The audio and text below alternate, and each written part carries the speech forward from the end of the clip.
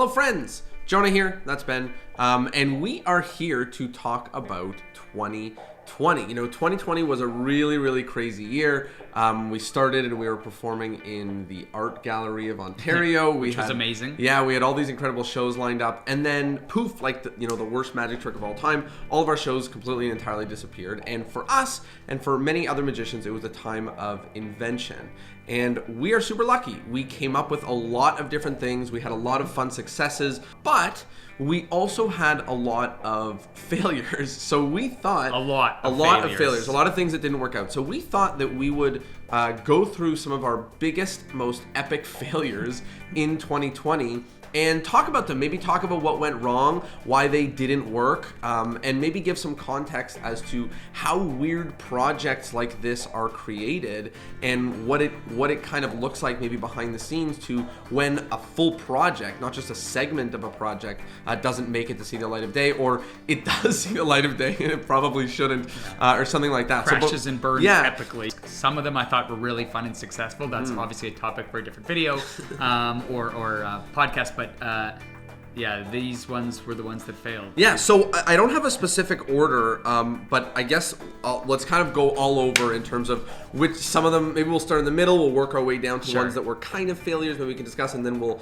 maybe end with some of the big old mega failures. So let's start. I think a really good place to start is Unconventional.book. We just finished running our second virtual magic convention called Magic Land under the brand Unconventional.fun, and the first magic convention, virtual 8-bit magic convention, came with a book, Unconventional.book.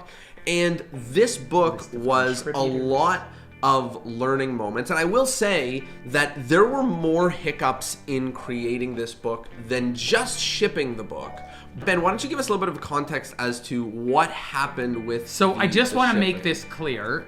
It wasn't my fault for the failure, but it was completely my fault. So here's what happened. It's I'm embarrassed to admit this. It's been a long time since I've sent mail.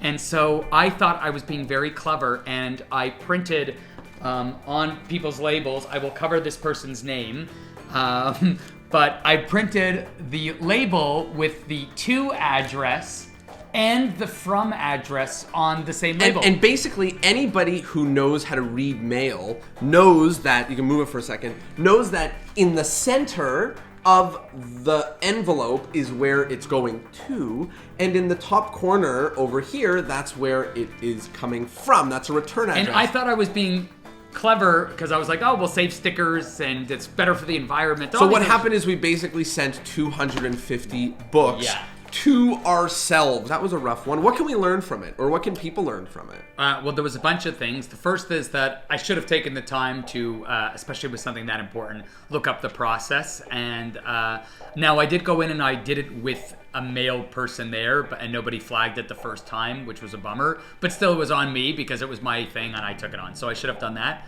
You know, when we talk about epic failures, what you'll often see is like it's like a catastrophic series of failures. Like step one, this didn't happen, which led to like this being delayed, which led to this being rushed. And the reason, by the way, that the books went out without approvals, because like you said, they were rushed, because we were so behind on getting those books out to everybody that we didn't cross all of our T's and dot our I's. And I feel like my lesson from it is that, you know, I'm actually a big fan of the, like, what's called, like, there's just-in-case learning and just-in-time learning, right? So I'm a big fan of just-in-time learning, which is like, we learned how to make a book after we promised they're going to make a book. So just like, okay, this is something we'll be able to figure out, and then we figured out how to do, instead of just-in-case learning, which is I'm gonna learn how to make a book in case one day, you know, I end up making a book. So I'm a big fan of just-in-time learning, but I think part of it is the organization, so that the just-in-time learning isn't like, you know, so last minute that there end up being blunders. So that was a little blunder. The next one I want to talk about is our swag. When we started doing live stream shows, newest trick in the MacBook, we thought, hey, let's get some Toronto Magic Company swag that people can grab. So I got a few of them. And yeah, part of that thinking process was people wanted to support the shows, and at the time we were only doing free shows, free public shows. So people would ask, how do we support? Posters. And we didn't want to ask for donations. So we thought, Mugs. rather than you donating to us, if you want to send us $20 donation, why don't you buy $20 worth of product? And the reality is this isn't a failed project because we've got cool stuff. There are the people that did want it, got their stuff mailed to them. They've got awesome things. The only reason why I feel like it's a failed project is because we don't have a front closet anymore. It's full of swag that we didn't sell. And, for me, I think we're in an online era that like, we shouldn't have to have a box full of something sitting in our house in order for people to support us. And I was concerned that, people wanted something that's like valuable or helpful or, to see a show or, to learn some magic or something, and that getting an object with our branding on it was not going to be terribly appealing. Jonah and I have mixed feelings about this project, the merch, because number one, I envisioned the merch being more successful at our in-person events. I agree. So I pictured, people come to our events, we sell them out, and that means like 120 to 150 people come and see us. And I think if after the show there was a little table with merch, we might sell $200, $300, $400, $500 worth of product. Yep. So that I see. I was surprised when we started listing the merch because I mentioned we did it as a way that people could support us without having to donate, and we listed merch and then people continued donating. And not buying people the merch. sent. Which was like, very strange. We're like, is it so ugly that you don't? But people do like it. No, they do. And, we like them, and we use them now for giveaways and other stuff. Let's talk about Magic Out Loud. Yeah, Magic Out Loud. Magic Out Loud. So I actually have here a video, and I don't know if this will work. Should we explain what Magic Out Loud is first? Actually, let's, because I think this video is... So what happened was, after our first Unconventional.fun, the same one where we screwed up in sending 250 books, we had a lot of people who were part of the Magic community, and we had a lot of support, and we thought it was a great idea to launch our own Magic club. And Ben and I had a lot of ideas about what would make for a good Magic club. We thought there would be lectures, we thought there would be performing, we thought there would be forums, we thought there would be all this different stuff. And the concept, I think, made a lot of sense because when we were engaging with magicians in person pre-pandemic, a big thing that we were not pushing, but trying to support was the idea of performing magic. Yeah. Because if you go to a club meeting and you talk magic, it doesn't mean you necessarily ever try it. But if your objective is to get it on stage, or to get it in front of people, then the jamming you do, the practice, the club, all the things are to move towards that goal. So when we moved online to this program and we listened to what people said, there was a lot of forums to talk about magic and to get advice on what they should read or buy, tips on practicing, but there weren't a lot of opportunities for you to get better in the performing, unless you were just straight up doing shows. Yeah, totally. So what I thought is that we would play, not the whole video because it's a little bit long, but we'll play the video which is gonna share that moment that basically we had a little bit of support for the project, and we said, okay, we're changing what it is because we know that there's a magic community here, and we know that like there's a community here for us to potentially help and support, but we're changing the way that we do it. And so I'll share this video and we'll see what you guys think, and then we'll talk about it. Hello everybody, Ben Train here with Jonah Babbins. Nice to see you again. Hello. Right now at this moment, I think it's 1 week. 1 week exactly from Unconventional.fun. Yeah, they can hear us. And they can see us. We missed you guys a lot. It was the most fun I had since my 11th birthday party. Really? Nope. That's very weird. Okay, well, the reason we're recording this video is not too long for the good times we had a week ago, even though they were very good times. Look how young we are. It's to share with you that we made a mistake. Huge one. Yeah, we made a giant blunder. You get the point. The important part is if you continue watching the video, you can even see it in my hands in that last frame where I'm literally, please. And the end pitch was that if we got 25 people for the program, by the end of the week we would do it. We had 11 people at the time, and we said if we get it up to 25, we'll do it.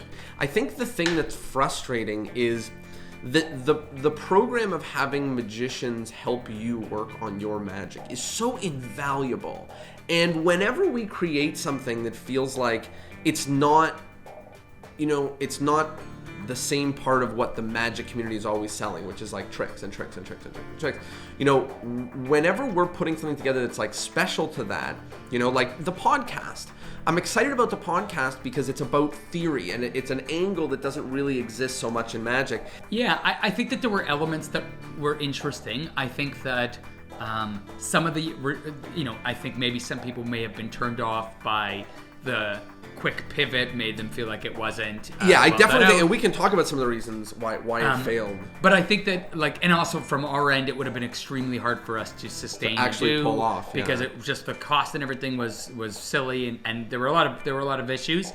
We look at our opportunity costs, and we could have made this work. We could have hit our 25 and made this work, but we realized we're not serving people the way that we best could. We aren't when we talk about Magic Land or Unconventional.fun, these were projects that we did. The response was great. People loved it. They were fun and exciting to work on. It created goodwill. It's clear when a project succeeds and when it fails. It's really, really clear. And when the people who support something are exclusively your diehard fans, plus the people who you begged to support it so that it exists. It's a good sign. Yeah, it's a sign versus when strangers who you don't know but overheard about a project support it. It's a good sign, right? So I think we felt both in different projects, but Magic Out Loud was certainly one that was tough to sell, and it would be tough to pull off. And I think the other thing that you said, which is right, is the opportunity cost. We tackled so many other fun, interesting projects, and for us to do a project that people didn't want. So the next one that I want to chat about is our Halloween show. And this is interesting because the show itself was fun. There was a lot of support. People liked the show. They liked the experience. They liked the bonuses. But for us, we had... I forgot about her. She was awesome. Right. But for us, we had a few hiccups. The main one of which was a gargantuan pivot in the marketing that was actually the whole, point of what we were doing. Do you want to talk a little bit about it? Yeah. So we... at the beginning of this, we talked about creating projects that evoke strong reactions. And that means looking for projects that you're passionate about. So I like horror films, and Jonah does not. And Jackie, who is helping us on the project, likes horror films. And as we started developing this Halloween show, it was getting progressively, I think, a little scarier, and there were some creepy ideas. We're trying to figure out ways to scare people. And we produced this content for the trailers. And then we kept working on the show and developing, and we realized that we probably weren't going to scare people the way we wanted, and the show started becoming a little bit more tongue-in-cheek and silly and family-friendly. So that was definitely one part of it. The other challenge or failure, I would say, was the recording of the content. There were problems internally with the way the show was developed, a big part because of the way that I operated. Internally, we had to, one of the things that we talked about afterwards is we have to put ourselves in a position to succeed. And that means give ourselves the time to make changes. And, even with Magic Land, which was a big success, the night before I was trying to update the world and things were broken and I couldn't figure it out. And I finally got in touch with support, and they said, "Oh, we apologize. The whole system is down across North America. It's a glitch we're working on." Now, that's not my fault that they had a glitch, but it is my fault that some of the major changes that needed to be done the night before. In the wake of running Magic conventions and trying new things and putting on virtual Magic shows that, have never been done before, and doing conventions never been done before, and doing corporate shows, all this different stuff, there's going to be blunders. There are going to be things that you try and don't work. The Halloween show, there was internal issues and a lot of stress, and there was some ill will that was created among friends for a little bit that got resolved by us getting food together, sitting, having fun, playing games, and we're excited to work on other projects. So I think we learned valuable lessons. There's an Emerson quote: "To the philosopher and the sage, all experiences are friendly and profitable, all days holy, all men divine." And all of these experiences I felt were profitable. Okay, the next one that I want us to talk about, which is the second biggest failure, but I think one that we've got the best footage of. You've been invited to join us for a never-before-seen competition. One that asks the impossible. This is going to challenge your mind, your body, and your soul. Really, your soul? I don't know. Mind and body, at least. Okay, just your mind and body. My name is Ben Train. This is Jonah Babbins. And this is Hat Trick. Okay, well, let me give some context and then we can talk about what that was. We heard that during the pandemic, Netflix had an open submission for shows. So we thought, why not? Let's throw together an idea. And this was an idea that was bouncing around in a few people's head. Jackie had the idea of like a chopped magic style thing. Wizard Wars, was obviously a key inspiration for it. And yeah, this was a mess for a lot of reasons. Why don't you talk about a few, and then I can talk about a few too. My big problem with it from the start, and this is a theme in a lot of the project. Sometimes Ben dreams up something ridiculous, and this is going to come up really big in the next one, but sometimes Ben dreams up something absolutely ridiculous. And it's not that I'm not excited about ridiculous ideas, but I'm very practical. Our track record for ridiculous succeeding versus practical succeeding is absolutely a no-brainer, right? Yes. And also, like, one day one of your absolutely horrible ideas will make it. But I think what happened with this was an idea that Jackie had that was pretty clever, which was, chopped magic, and yeah, it's a little bit kind of like Wizard Wars, but, just tailoring those two things together. Chopped magic was a good idea. And in the brainstorming, it became a mess. It just became an absolute mess of a hat that answers our questions, that questions go in it, that has challenges, and even if you just watched it, it may even be incomprehensible as to what even the competition is, why there was a talking hat. One of the things that we learned is that there's a lot of different ways to collaborate with a lot of different people. And one of the things that we've gotten good at over the past 5 years is collaborating with each other. And we are both not great for lots of reasons at collaborating with other people. I think that number one is going back to what we had said at the very beginning of this conversation, where a lot of projects were taken on for the very first time. So it was like making a TV show, writing a storyline, putting a contest together, doing this, and it was just so many things. And all of us, what you said is very true, that there were definitely times when one person would fight myself, a lot of the time would fight for a particular part, and the other people would accommodate that, and we ended up with 4 different people, no one real clear vision, ideas not fully fleshed out, stuff changing a lot. Sometimes it's hard to put your vision on paper, and I forget sometimes that with magic, like I've been doing it 20-something years, and I've been involved, even though I'm learning constantly, it's a little easier for me to put together a magic show than a script. But yeah, and the fact that like I may watch certain sitcoms or comedy segments, and I have for decades, doesn't mean that I'm somehow qualified to write something like an Eric Andre sit. Yeah, and I think we write characters for ourselves that we are not character actors. I have never been anything but an emphatic version of Jonah, on a stage, reliably. And even that's just passable. Yeah, I don't look like Jonah at all, but yeah, and I think that's definitely one. Now, the last one to talk about, the original concept of this idea was people are stuck at home. Let's make a magic course so that they can learn easy magic tricks. Which we did. We made a small version of it, and we made a card course, which together is more or less the content or the types of content that we were going to include in this thing. But again, on our brainstorming and conversations, and I'm taking collective fault for this, even though it's probably just you. It was me. But again, in our brainstorming of this, a lot of ideas were, let's not just make this an educational video where people learn magic and it's fun. Let's make this a story. And let's not just make this a story, but let's make it so that we're actors and we're wizards and we wrote. So yeah, you can go ahead. I was going to say the thought process was that I strongly advocated for was that if we were going to bother putting out content that would teach people basic magic tricks, which there is content like that already that exists, we should do something that's never been done before. We want to push new boundaries, try new things, do something that's uniquely us. So the concept I came up with was, I called it something like the Breakfast Magic series. So they're Twizzlers. Or the Cereal Breakfast series. But it would be, we would put out 4 videos, and each one started with either me or Jonah or both of us waking up in the morning, grabbing some sort of fun breakfast cereal, sitting in front of the TV, and watching something that would teach us magic. And then you at home would get to watch the story unfold while also learning magic. By watching this TV show, well, you at home would learn the tricks. And my thought, cool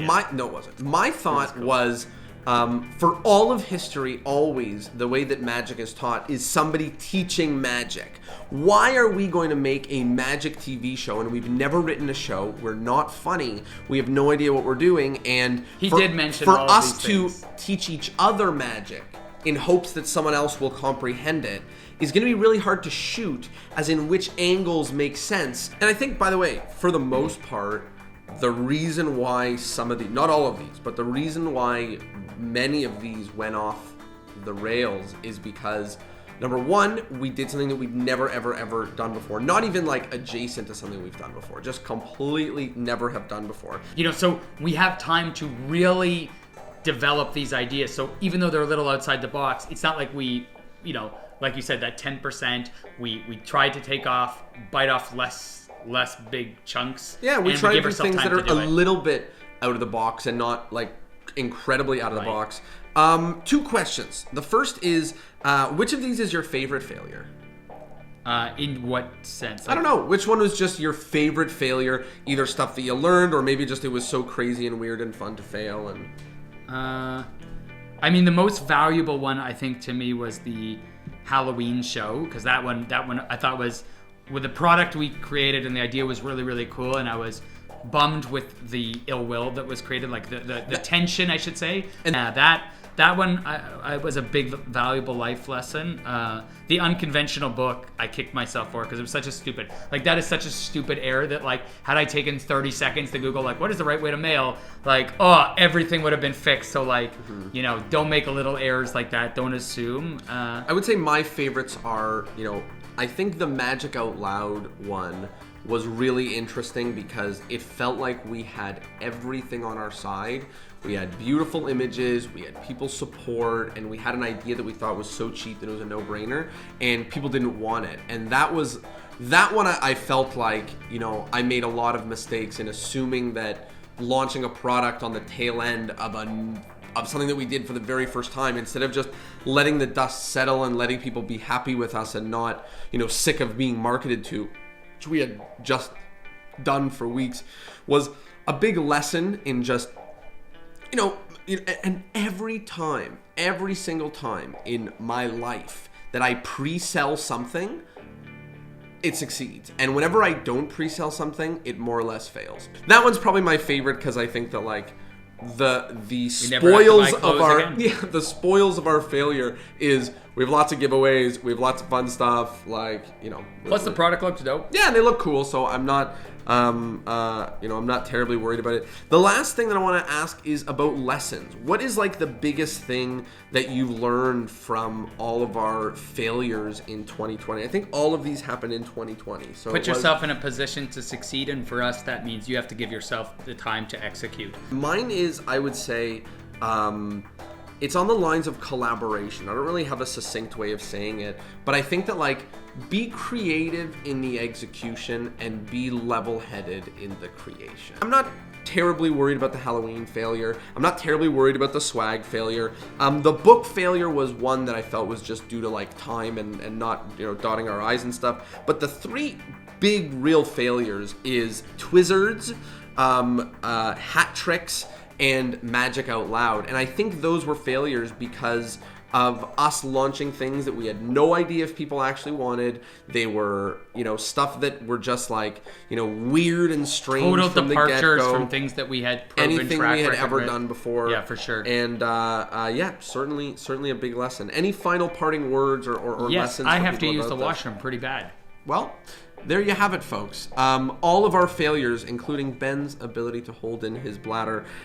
This was awesome. Not pee. Okay. This was awesome. And I think maybe we'll do another one talking about all the different projects we've tackled Sure. But I thought that this would kind of be a fun way to share some of the things that we've done that's worked and that hasn't worked. And if you're listening to this or if you're watching this, I would love to know what is something that you tried in 2020 that worked and something that you tried in 2020 that did not work. I think we can learn a lot Good questions. from. Thank you. Yeah, I think we can learn a lot from our failures, and this was super fun.